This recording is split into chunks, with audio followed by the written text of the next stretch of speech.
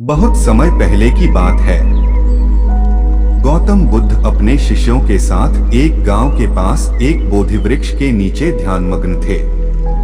बुद्ध की ख्याति चारों ओर फैल चुकी थी और रोज कई लोग अपने जीवन की समस्याओं का समाधान लेने उनके पास आते थे। एक दिन एक युवक बुद्ध के पास पहुंचा। वह बेचैन और चिंतित लग रहा था।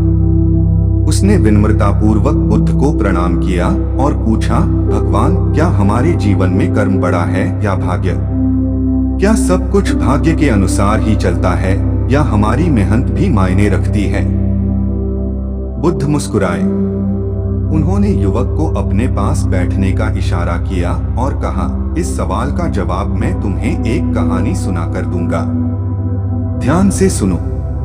किसान की कहानी। एक गांव में एक किसान रहता था। वह बड़ा परिश्रमी था और हर दिन सुबह से शाम तक खेतों में मेहनत करता, परंतु उसकी किस्मत उसका साथ नहीं देती। कभी सूखा पड़ जाता तो कभी बाढ़ आ जाती।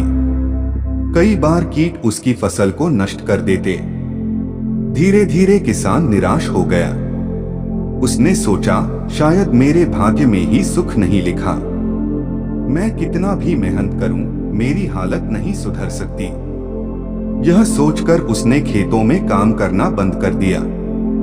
दिन गुजरते गए और उसकी जमीन बंजर होती गई।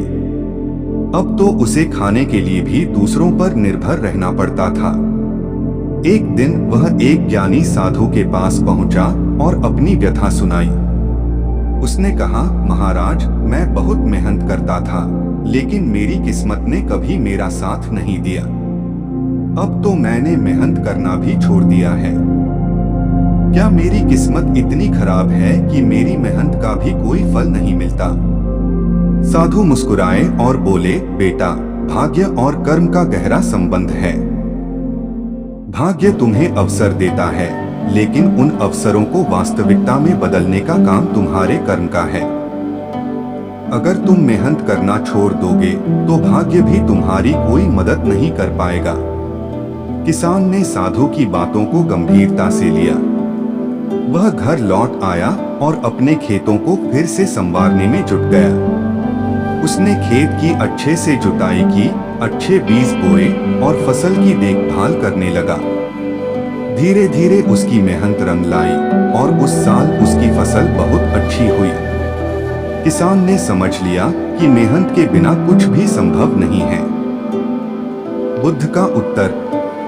बुद्ध ने कहानी समाप्त की और युवक की ओर देखा। फिर उन्होंने कहा, इस किसान की तरह ही तुम्हारे जीवन में भी भाग्य और कर्म का संबंध है। भाग्य तुम्हें एक दिशा दिखाता है, लेकिन उसे साकार करने का काम तुम्हारे कर्म करते हैं। अगर तुम कर्म करना छोड़ दोगे तो भाग्य का महत्व भी समाप्त हो जाएगा। युवक ने यह सुनकर सिर झुका लिया और कहा, भगवान, मैं समझ गया। अब मैं अपने जीवन में कर्म को प्राथमिकता दूंगा और भाग्य के भरोसे नहीं बैठूंगा। शिक्षा। इस कहानी से हमें यह सीख मिलती है कि भाग्य और कर्म दोनों महत्वपूर्ण हैं, लेकिन कर्म का महत्व अधिक है। भाग्य केवल अवसर देता है, जबकि मेहनत उन अवसरों को सफलता में बदलती है। जीवन में आगे बढ़ने के लिए अपने कर्मों पर ध्यान देना आवश्यक है। जैसा कि गौतम बुद्ध ने कहा, तुम्हारा भविष्य तुम्हारे आज के कर्मों पर निर्भर करता है। इसी प्रकार की ज्ञानवर्धक विचारों की जानकारी प्राप्त करने के लिए हमारे चैनल को लाइक और सब्सक्राइब करें। धन्यवाद।